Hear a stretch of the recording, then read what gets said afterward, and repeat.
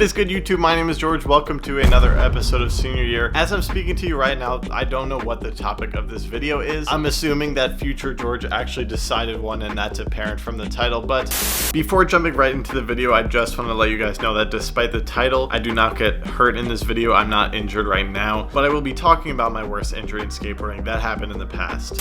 So these two boxes just showed up at my house. Let's freaking open these. Okay, so I got two boxes here that we're gonna unbox, and I have this insane camera rig set up right now. So this is something that I just picked up on Amazon that should help out with filming skate clips on my channel. At least those sessions where I actually have people to help film, and here it is. This is basically a grip, as you can see in the picture, that you can attach your camera to. Now I can hold the camera like this, get those shots. Very hyped for this. And now this is a really heavy box from New Wave Soda, and I just really like the vibe of their branding, so I straight up hit them up, asked them if they wanted to work together. Working with brands is a big part of becoming a professional YouTuber, so if I see a cool brand out there, I'm gonna reach out and try to initiate that relationship. Ooh, look at all those colors. All right, let's see what we got. Grapefruit. Ooh, Nora's hyped. Holy shit. Mango. Mango is my favorite flavor of all time. Blueberry, interesting. Cucumber. Blackberry. The mango right here. Let's give it a listen test. Sounds pretty good.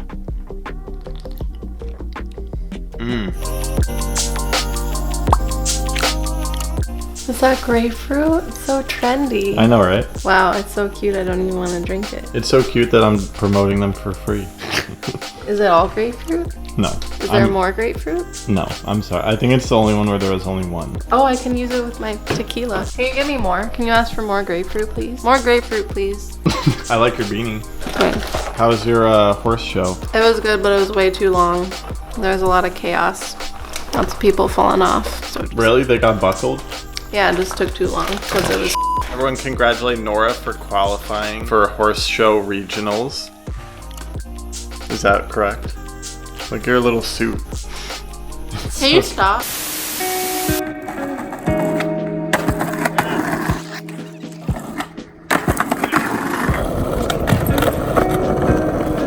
Yeah, buddy. Whoa!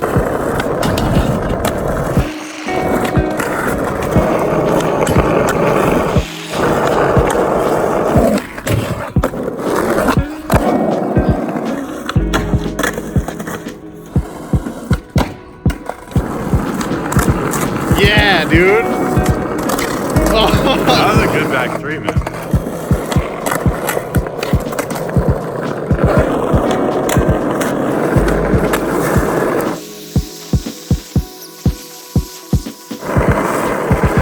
That was a good time, man.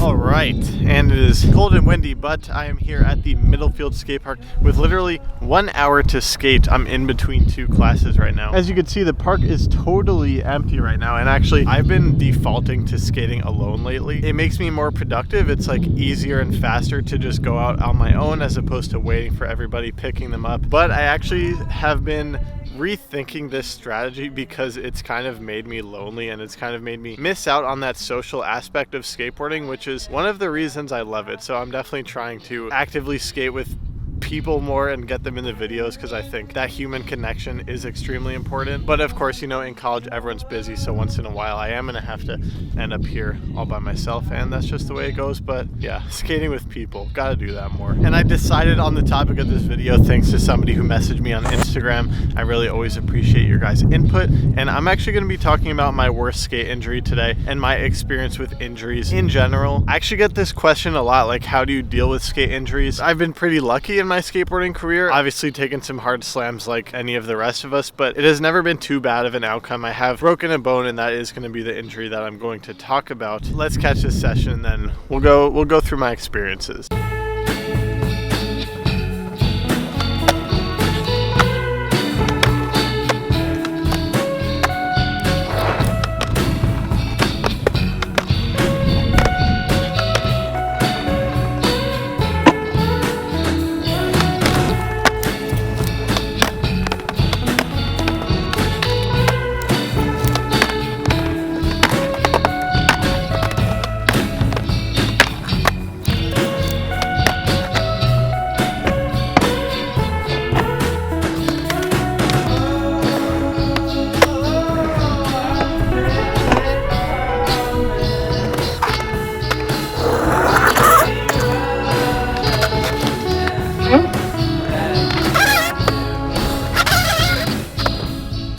Those slidey tricks, guys, so fun. Would that be called a fakie tail? Technically the first time I've ever done one. So much fun. Man, it's those dorky tricks that feel so good. It's like, I love it.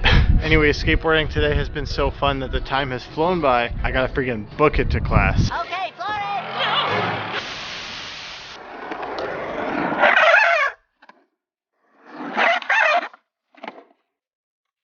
Yeah! Louie doesn't eat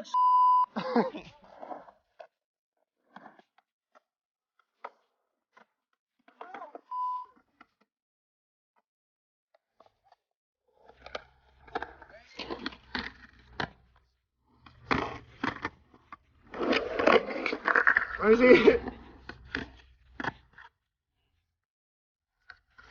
Oh! What the f? That was sick. Oh my god. Yo, we captured your first frontside flip, dude. So right.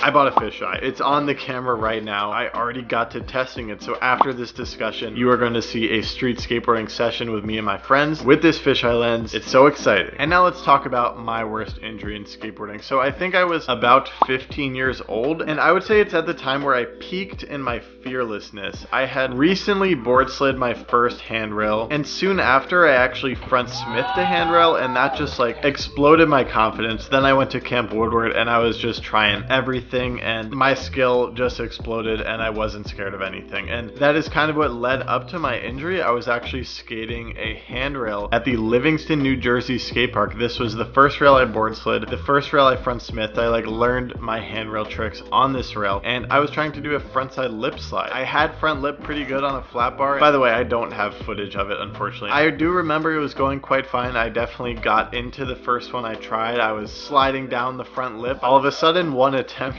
just did not go so good. It's kind of this thing that can happen specifically, I believe, with front smith and front lip. It's like where you actually underestimate how high you have to ollie. It's even worse if you're not going fast enough, because you kind of are expecting to get over this thing, and then all of a sudden your momentum like stops and you haven't gone high enough, and it's like kind of hard to get out of that situation, because at that point you're so close to the rail that you're almost like caught up in it. And that is exactly what happened. Something that I learned over the years is that going actually quite fast can be safer, because you'll actually clear the rail. Essentially, if you're going really fast, you can just almost make it all the way to the ground on your feet nice and safe, even if your board doesn't get onto the grind correctly. But in this one, I just remember being sort of and like totally didn't know what to do with my body, and then it's sort of blacked out in my memory, but I just remember hitting the ground very hard. And I also remember it being cold, and I was listening to music, something I don't do anymore, and it was just a very disorienting fall. Only later did I realize that the most painful part was actually my left wrist, and I actually did end up fracturing, I believe, my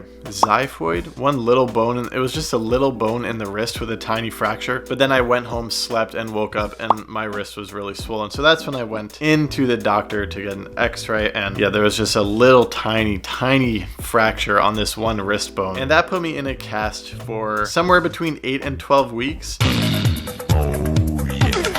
Obviously, it could have been worse. I even skated with my broken wrist. I really think about that being my worst skate injury because of the psychological impact. It definitely instilled a fear in me that obviously right before that moment I didn't have. I was totally fearless. That was over 5 years ago, and it actually I still think about that slam. More recently, I actually got such a bad heel bruise at Woodward that I could skate on it, but it was excruciatingly painful, and I literally had to like block out the pain in order to keep skating. But then the question is like, what do you do with your life if you can't skateboard? If you're like me and so many skateboarders in this world where like skateboarding is the way they live life, like what do you possibly do? And my advice is to, one, feel free to like go to the skate park and offer to film your friends. Part of why I love skateboarding is that social aspect of it, just being at the skate park, being outside. So you can totally participate in that without actually skateboarding. Obviously it's not as fun, but it is something you can do. And personally, something that I would do is just like try to invest my time in my other passions. And if I don't have any other passions, maybe try some new things. It can honestly be a cool opportunity to discover something new in life that you might really enjoy. Anyways, now enjoy this street session that I got with this new freaking lens. All right, Loie, you're my first subject. I'm your first subject? Look at the wheels. Yeah, look at you messing up my whole grip tape. Oh, that's trophy right there. Yes. No, George, you try something. Yeah, should we go to the Gap? Yeah, yeah. Let's do it. I want to film. I want to film you. Nah, bro, that's my job. Sorry. That's looking good.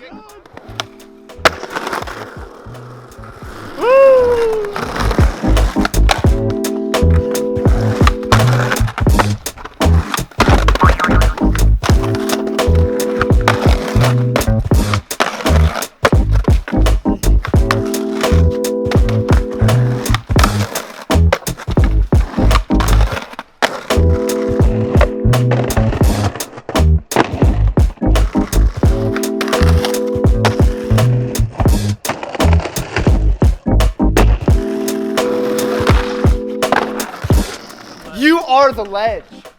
Become the ledge. They want content. Give them that content. Let's go! Woo! Oh man. Let's go break it. Let's go. I can't do it, I'm too weak. Oh, this board is strong, yo. Stop it from either side. Oh, this is low-key a promotional opportunity. You were the hype man, I think you should do the honors. Let me do it. I got tail. Yeah! Let's go. Thanks, Henry. Yeah, I appreciate it.